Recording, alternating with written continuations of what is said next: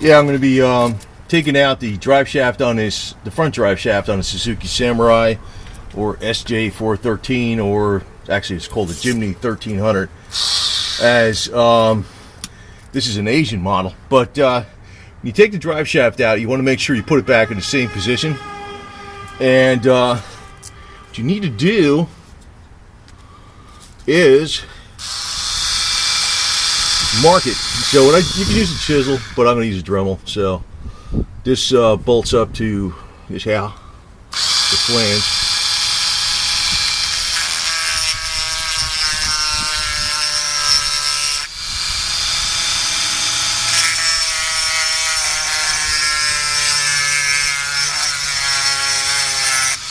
That should mark it good enough. Then I'm going to take some nail polish stuff here and put it on there. Put a white dab on there besides. It should, that's a notch. It's not quite a notch. I don't want to drill it too much, but you know, just enough so it's a notch.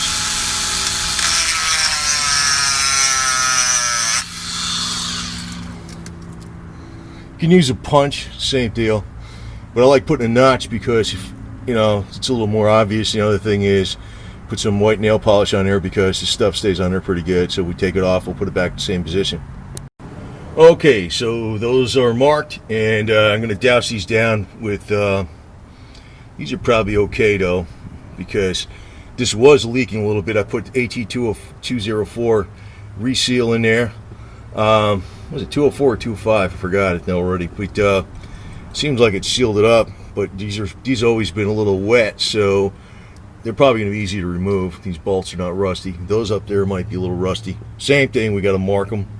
Mark the flange, because you want to make sure you put this in the same spot, and also the U-joint goes in the same spot. Everything this way. If there's some kind of balance, you know there's a balance on here. Just take a look. See? Make sure this puppy's in there the right way. Yeah, and the same thing on the transfer case side. I'm doing the front drive shaft. These are 12mm bolts. You want to make sure you mark the alignment so it goes back in the same place. The same thing, I used a little Dremel to make a notch. You don't want to make a real deep notch. You can use a punch. I figured I'd use a Dremel though. I mean, I don't know if that's overkill. I didn't cut a really deep hole in it or nothing. This is the stuff I used on it, just to say in this video. Probably killed the leak. There's a little, I don't see any drip. It's a little wet back here. The front seal, I don't see nothing. The back, see, it'll stop, man. So I'm like, maybe I'll change this one, but I'll give it a little more time. Also, you want to tap these after you take these bolts out. You want to tap these to get them loose. You know, they're all 12mm, like I said. The other thing is, well, it's easy. I mean, I don't know. It's whatever. I mean, just take the bolts out.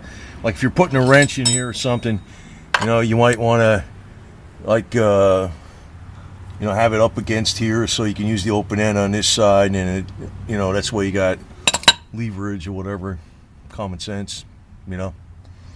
Like, in other words, if you put, you might have this, and that's braced up against there, and so when you turn the other side here, you know, that's braced up against there. A little common sense.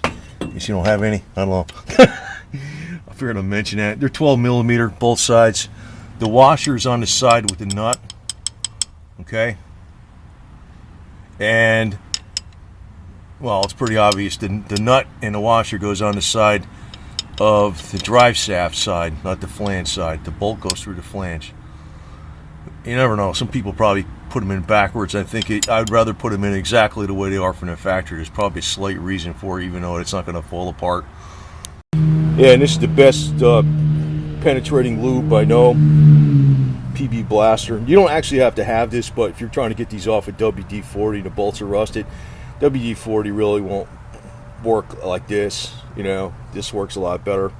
You can also use combination of transmission fluid and thinner, or even kerosene. You know, that'll get it off too. But this, you know, if you got this handy, this is good too. And that's the other reason I like etching a mark in there, because like where the alignment is, because this crap can come off, even though it's just nail polish, whatever the hell it is, pretty strong stuff. It can come off when you're spraying lube on there, you're working on the thing or whatever. You want to have a etched mark in there. That's why. Okay, so you do want to have them lined up. They balance the the drive shaft at the factory. So put it in exactly the way it was. Yeah, my bolts are probably come out pretty easy. The front ones did, and these probably come out pretty good. But if they're really rusted, I just want to advise you on this video, if you got time, you know, if you think they're really rusted, spray this crap on it for, you know, several times over the course of a couple weeks or a week or so. Let it do its job. They'll probably come out. This stuff does work. It's pretty good crap. I'm really for sure. Okay, now besides marking the drive shaft to the flange on the pinion on the differential, and marking the drive shaft from the flange on the transfer case, you also want to mark the drive shaft to the yoke. All right.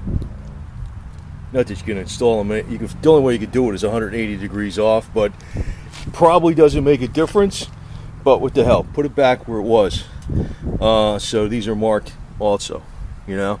I mean, you can install them 180 degrees. I don't think that makes a difference, but I'd rather make it exactly. But you notice these things have weights on them. So where you install this, yeah, it could make a difference.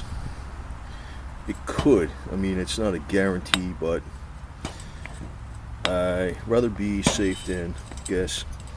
The other thing is, this grease fitting is for the slip joint, the yoke here. For a second I almost thought it was clogged up, because when I was under the vehicle it was like I couldn't really get grease in it. But when I used this grease gun and I pressed down with my full weight and put the grease gun on there really tight, it started filling this up, so that's good. Now these U-joints are on here, even though they're original, they're still good. But the problem with them, which I don't think is, well, it's not like a problem, but they're not greasable. That's one thing I don't like about them. I mean, so far, I mean, in 30 years, they haven't broke, right? But, you know, these are on the front drive shaft, so these are going to be greasable. These are greasable joints. There's a grease fitting on there right there. So, that, to me, is important. So, we'll get these installed right now. You know, on the end of these, you always have these little clips. You can see you can use, it's easier to use the tool to take them out, but it's not impossible to get them out without the tool. You can put them in without the tool. You know, obviously you can just snap them in here. Got to make sure they're snapped in the groove when they go back in. But it's easier to take them out. And if they're rusty, again, you might want to use some PV blaster or some crap to soak them in there to get them out, because, you know, it's difficult. They can get, you know, if they've been in there 30 years or something, you know, so these sit right in there like that. That's what holds them in. You got to make sure when you put them back in, they're in that groove. And this is where I use sockets to knock out the caps. What I do is, this socket is a little bit bigger. It goes around the outside of this. It's a little bit bigger, and this one goes on the inside. So I take a hammer like this. Let's go. You know, I'm doing this one hand, probably fall down. But, you know, it knocks it down. Then the other side's going to start popping out, and we'll get it out. And we can knock this one through, and then we'll do these. And, like, of course, we have everything marked just like that. And plus, it's got a notch in there in case that even wears off. It's like on the other side or something. Yeah, it's right there. So, you know, that will keep it to flange exactly the same. Probably not 100% necessary, but I always do that just to make sure. Yeah, and once I knocked the cap through most of the way, because I knocked this one in, see, I knocked that one in, and then I can grab it onto the vice grips, maybe put a little penetrating oil on it, and you pull out the cap. Then once this one's out, you can, and note, like when you install it, see the needle bearings? gotta make sure they stay in line. And once that one's out, you can flip it over. It's a lot easier to get the other side out because it'll knock right through. You put this like this, doing that one hand over there, and then you can knock this right through.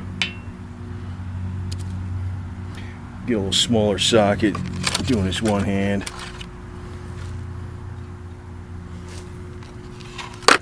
Let's get the idea.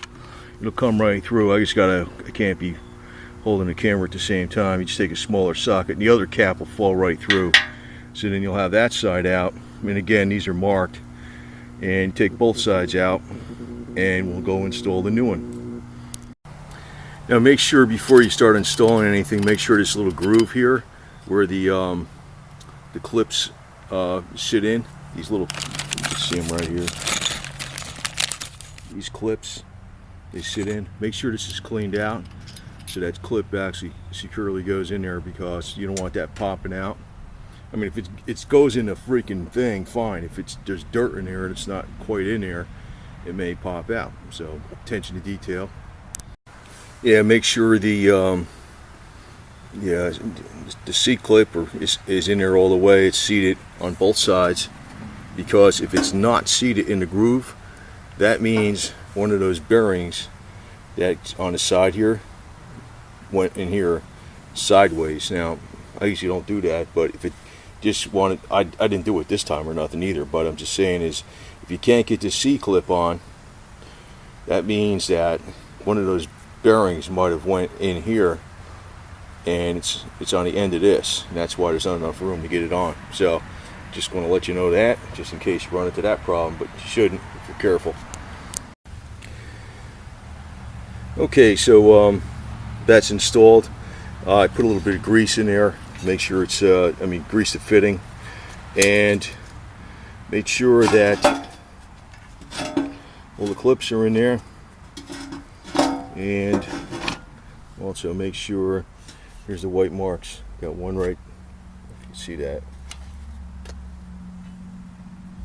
there's the white marks, so they line up, and that'll line up with the flange. So I'm going to do the other side, and the only thing you got to do then is put the 12mm bolts in. I'm going to put a little Loctite blue on them to keep them from rusting on and backing off, and we'll line these marks up with the marks on the flange, and we're all set.